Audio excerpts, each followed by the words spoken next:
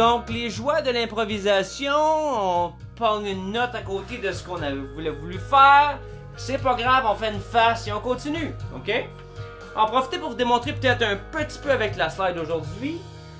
Et aussi, juste des principes de base en mi mineur. Dans ce cas-ci, c'est en mi bémol mineur, mais là j'ai la guitare accordée un demi-ton plus bas. Donc moi je joue en E mineur présentement pour vous démontrer les concepts. Un truc facile, là, justement, si vous êtes, ça vous intimide, les bémols, les fa dièses et compagnie, de savoir des guitares dans différents tunings, ça permet d'éviter de jouer dans cette tonalité-là. C'est quand même bon, je suggère de savoir toutes les notes, mais des fois, tu sais, quand on est mal pris, on s'accorde différemment et on joue. Donc, allons-y pour E mineur. Disons que la seule chose que vous savez, c'est E mineur pentatonique. Ok. Et l'octave. Tout le monde devrait, tous les guitaristes savent ça. Et on va aussi évaluer les autres postures par après. La première note à rajouter, c'est la 9e. Pour avoir des choix mélodiques plus intéressants, c'est la 9e. À chaque fois qu'on a un Mi, corde ouverte, on a la tierce qui se trouve à être 3 frettes plus haut, juste la note en bas. Un ton plus haut que l'octave. L'octave est ici en Mi. La 9e juste là. Si on est ici, j'ai le Mi là. Juste la note qui se trouve 2 frettes plus haut. Ou ici, 2 frettes plus haut. La même note se répète, ok? Alors, je vais démontrer un peu, on va parler après. Okay. On va mettre l'emphase sur la 9e.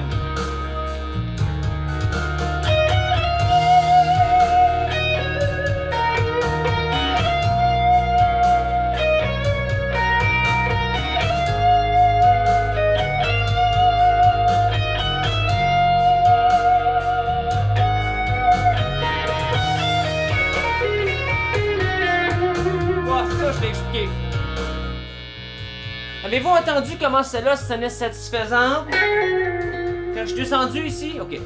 Ça, c'est puisque c'est la 9e, juste un octave plus grave. Dans la pentatonique de base qu'on connaît tous. Right?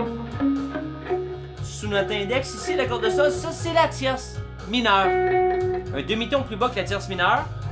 Et la seconde ou la 9e, c'est la même note. Ok? Donc, partout où vous avez une pentatonique, on peut utiliser la note qui est juste en bas de demi-ton sur la corde de sol. Voici une démonstration. Improvisez bien sûr.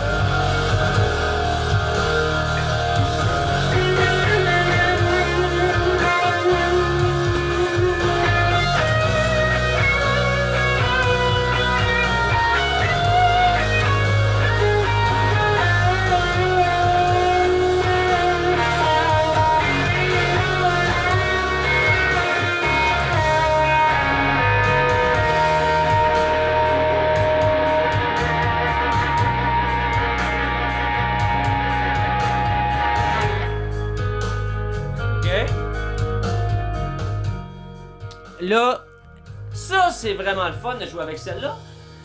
C'est comme une note mélodique bonus qui vient avec la gamme de base que vous connaissez déjà tous maintenant. J'ai pas pu m'empêcher en descendant, je me suis surpris en train de faire quelque chose comme... Bon, le principe c'est dès que, dans n'importe quelle tonalité, qu'une des cordes ouvertes fait partie de la tonalité. Dans ce cas-ci, on est en Mi, donc la corde de Mi. C'est évident, il y en aura d'autres, là, mais sol ici. Mais on va l'utiliser comme ça s'appelle un pedal note, une note stable, et on va faire varier une note plus aiguë ou plus grave au-dessus. Écoutez bien ça. Je vais prendre dans ce cas-ci la gamme de Mi, okay, mineur.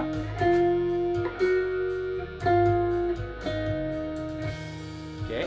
Mais je vais toujours garder ceci en dessous, ça va donner...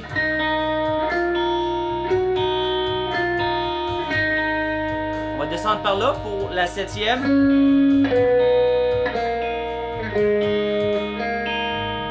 Ok, ça, ce sont les notes. Ok. Ceux qui connaissent ça, c'est Mi mineur éolien. Avec une sixte mineure, ok?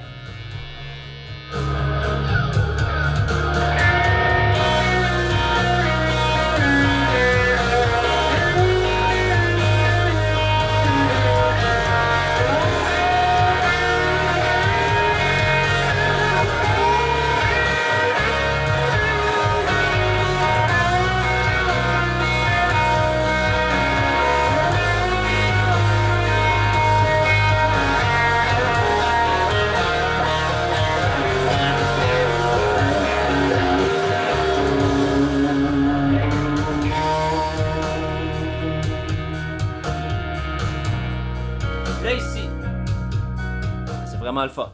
Ça, c'est un exemple ici d'avoir un certain volume. Ici, j'aurais pu avoir un bon feedback. Mais là, j'ai une petite caméra, j'ai des speakers et j'ai mon amplificateur juste pas fort, juste à côté. Donc, avoir été fort ici, on aurait eu un beau feedback. L'utilisation de notes qui n'est pas dans la gamme, sur une finale de solo comme je viens de faire ici, crée une belle tension qui se résout juste à la bonne place. On y va lentement. Pom, pom, pom. C'est comme, ça s'appelle lead the listener. Fait qu'on amène l'auditeur à vraiment anticiper, presque entendre d'avance la note. Et quand on la joue, ça lui donne un feeling de « Yes, je l'avais deviné », ça donne un feeling de résolution qui est vraiment le fun. Pour avoir la résolution, ça prend l'attention avant.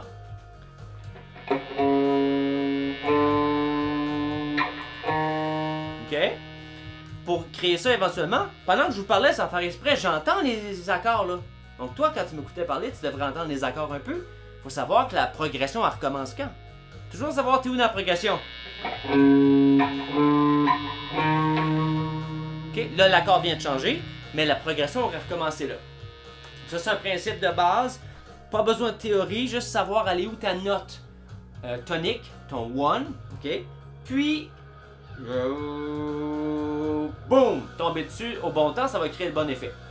Donc, ça c'est ce qu'on aurait comme truc. Ah, peut-être la slide un peu.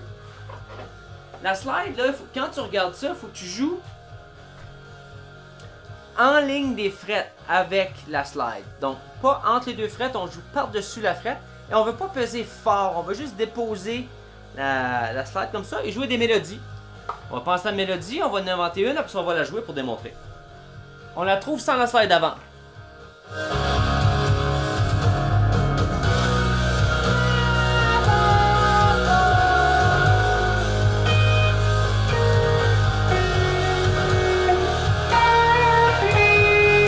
Bon, ça on va prendre ça.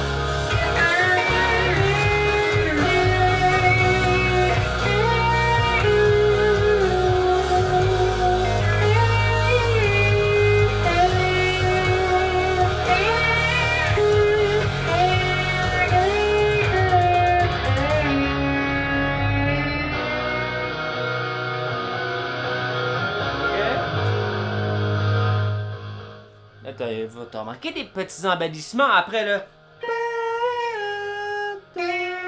OK? On en profite pour faire des petits embellissements autour des notes.